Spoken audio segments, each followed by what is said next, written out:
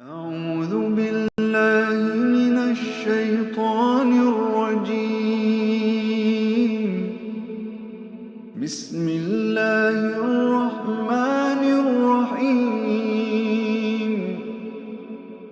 الحمد لله رب العالمين. الرحمن الرحيم. مالك يوم الدين. إياك نعبد وإياك نستعين. اهدنا الصراط المستقيم. صراط الذين أنعمت عليهم غير المغضوب عليهم ولا الضالين.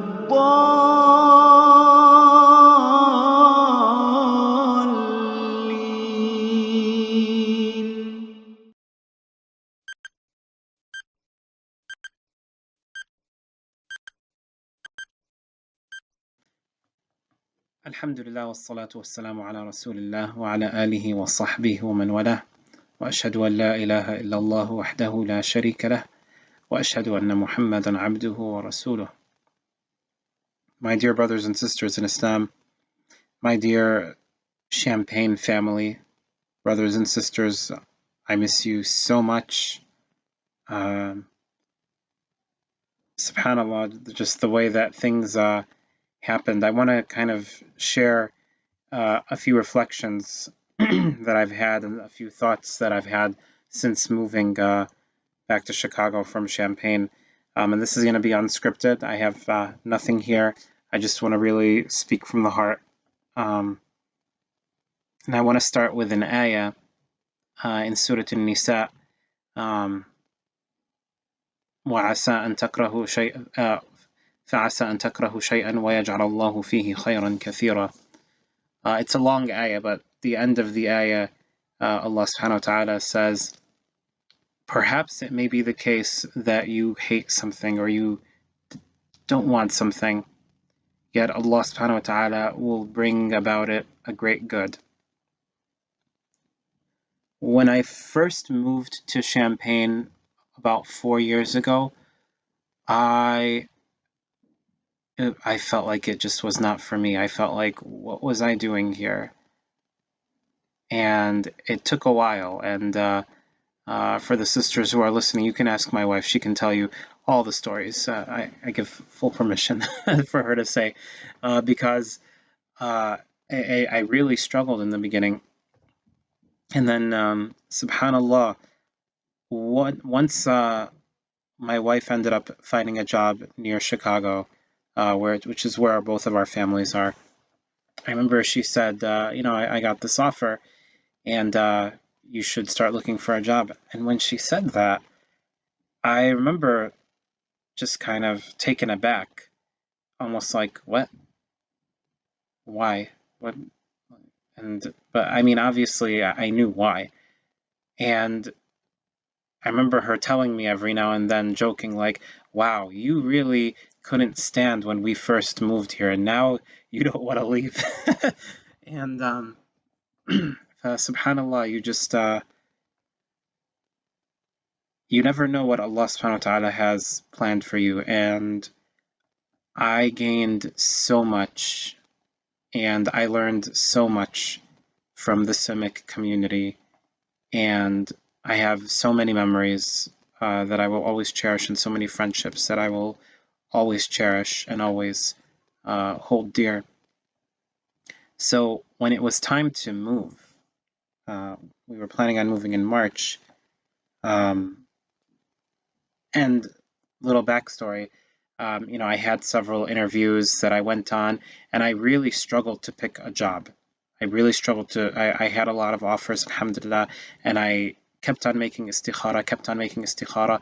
There was one particular job that I absolutely loved, but I just could not pull the trigger on it because it just, certain circumstances, I could not accept it, but I really, really wanted it. And I ended up taking another job, which I still have, and alhamdulillah, I am employed. When we moved here, it turns out that job that I really, really, really, really wanted is closed. So that job that I really, really, really wanted, had I accepted it, I would have been unemployed. But I put my trust in Allah subhanahu wa ta'ala, and I made that istikhara, of course, after consulting with my wife and my friends and family and people of knowledge about certain affairs. You never really know what good Allah subhanahu wa ta'ala has in store for you until either it's too late or you look back at it and you say, wow, that was truly a ni'mah that I had. Dear brothers and sisters in Islam, that ayah that I said to you in the beginning, one of the famous companions, Abdullah ibn Umar, radiallahu anhu, he was having some marital conflicts and he was actually considering divorcing his wife, and he heard this ayah being recited, and he, just in the streets, he heard it being recited. Subhanallah, what a time to live in. You walk in the streets and you hear Quran being recited. We walk in the streets and it's loud music, obscene music being played. But he heard someone reciting this ayah, that it may be that you dislike something, but Allah will bring great good from it. And he decided just from this ayah that he's going to make it work, that he's going to make his marriage work. Dear brothers and sisters, because he and his wife worked that marriage out, he had a famous progeny, a famous grandson or great-grandson by the name of Umar ibn Abdul Aziz, the fifth righteous Khalifa, as many call him. Had he divorced, that wouldn't have happened. And now that we are here in this pandemic, we're here. This is the qadar of Allah subhanahu wa ta'ala. And I'm sure you've heard so many lectures about making the best out of this pandemic. I don't want to bore you with all that. But I just want you to know that this will end. This pandemic will be over. There's no way that it's going to stay around. It goes against the mercy of Allah subhanahu wa ta'ala. La yajuz. It will not stay. And so find a way to make this your khair. Find a way to make this pandemic good for you. And some of you probably already have done that. Some of you probably have already noticed the good things that have come out of, being quarantined all day and appreciating things that you didn't used to appreciate.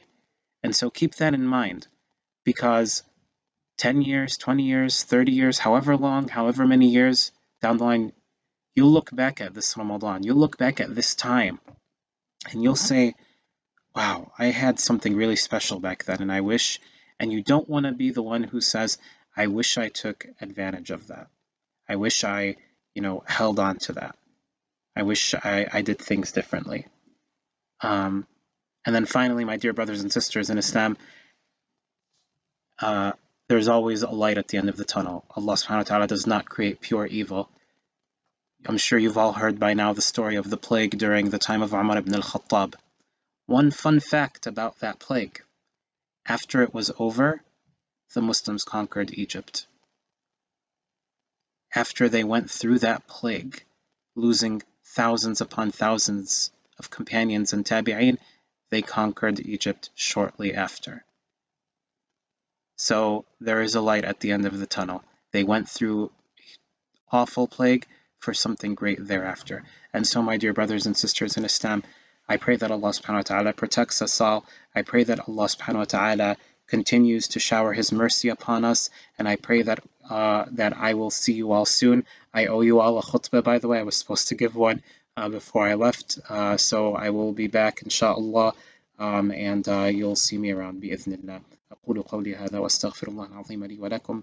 فيا فوز المستغفرين استغفر الله. والسلام عليكم ورحمة الله وبركاته.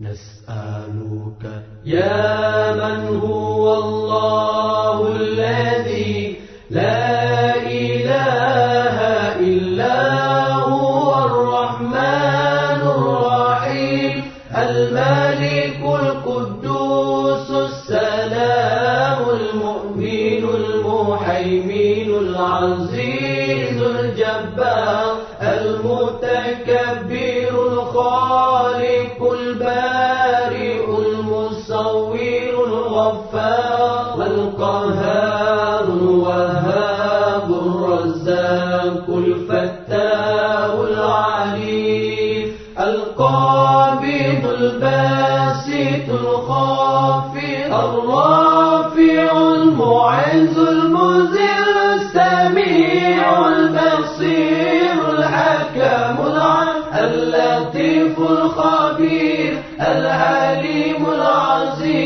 الغفور الشكور العلي الكبير الحفيظ المقيم الحسيب الجليل الكريم الرقيب المجيب الواسع الحكيم الودود المجيد الباعث الشهيد الحق الوكيل القوي المتين الولي الحميد المحسن المبدع المعين المحيي المميت الحي القيوم الواجد الماجد الواحد الصمد القادر المقتدر المقدم المؤخر الأول الآخر الظاهر الباطن الوالي المتعالي البار التواب المنتكم العفو الرؤوف مالك الملك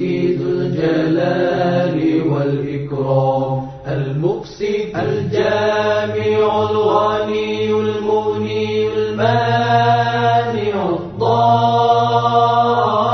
الضار النافع النور الهادي البديع الباقي الوارث الرشيد الصبور الذي ليس كمثله شيء وهو السميع البصير اللهم صل أفضل الصلاة على أسعد المخلوقات كسيدنا محمد وعلى آله وصحبه وسلم عدد معلوماتك ومداد كلماتك كلما ذكرك ذاكرون وغفل عن ذكره الغافلون.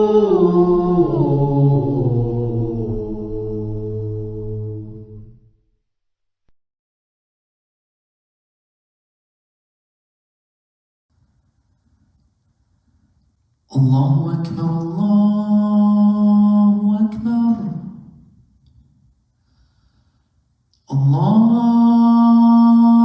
الله أكبر الله أكبر أشهد أن لا إله إلا الله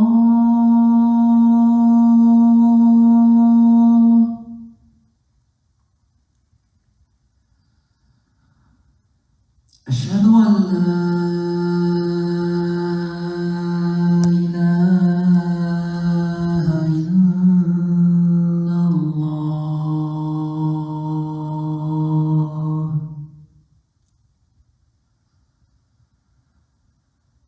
أشهد أن محمدا رسول الله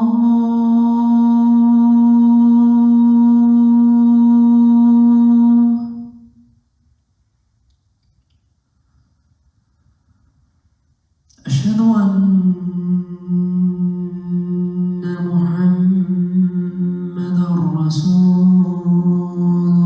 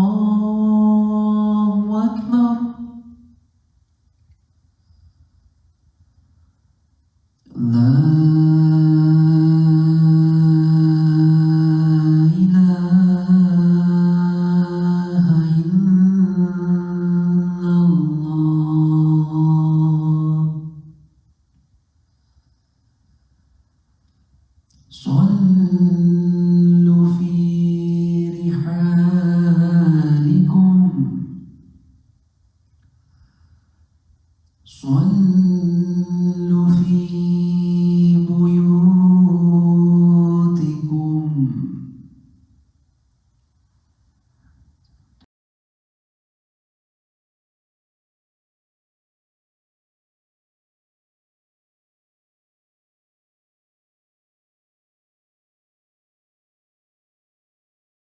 هذا القرآن يوحدنا لطريق الخير يوجهنا، الله تعالى أنزله ورسول الله معلمنا.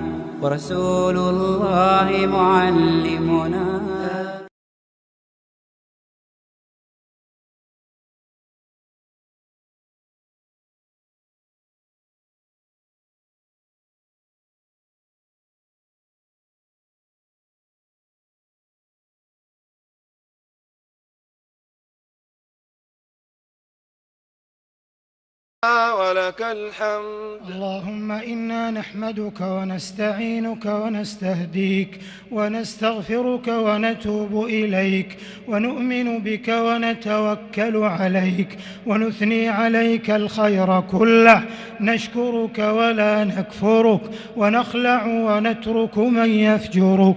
اللهم إياك نعبد ولك نصلي ونسجد وإليك نسعى ونحفد، نرجو رحمتك ونخشى عذابك، إن عذابك الجد بالكفار ملحق.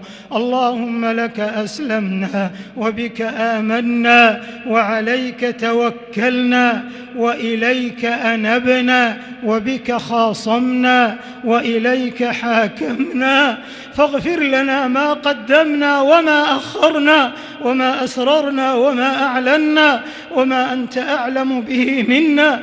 أنت المقدم وأنت المؤخر، لا إله إلا أنت.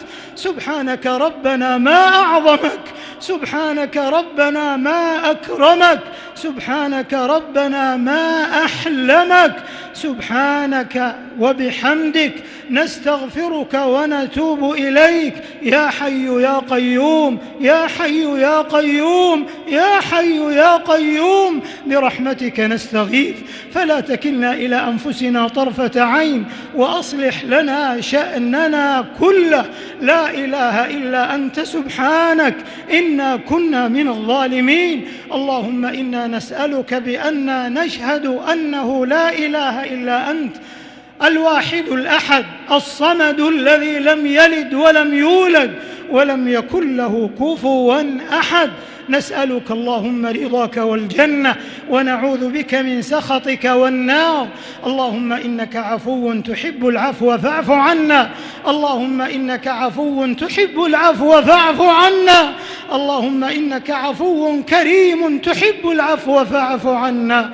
اللهم إنا نسألك إيمانا لا يرتد ونعيما لا ينفد ومرافقة نبيك محمد صلى الله عليه وسلم في أعلى جنات الخلد يا رب العالمين، يا أرحم الراحمين، يا أكرم الأكرمين، يا أجود الأجودين.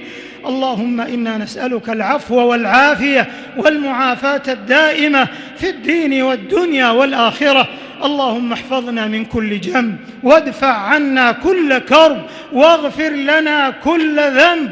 اللهم إنا نعوذ بك من البرص والجنون والجذام ومن سيء الأسقام يا ذا الجلال والإكرام يا ذا الطول والإنعام. اللهم ادفع عنا الغلا والوبا والربا والزنا والزلازل والمحن وسوء الفتن ما ظهر منها وما بطن عن بلدنا وعن سائر بلاد المسلمين عامة يا رب العالمين. بسم الله الذي لا يضر مع اسمه شيء في الأرض ولا في السماء وهو السميع العليم. تحصنا بذي الملك والملكوت واعتصمنا بذي العز والجبروت وتوكلنا على الحي الذي لا يموت. اللهم ادفع عنا الوباء، اللهم اصرف عنا هذا البلاء، اللهم اصرف عنا الأوجاع والأسقام والأمراض والأوبئة عن بلدنا وعن بلاد المسلمين والعالمين أجمعين.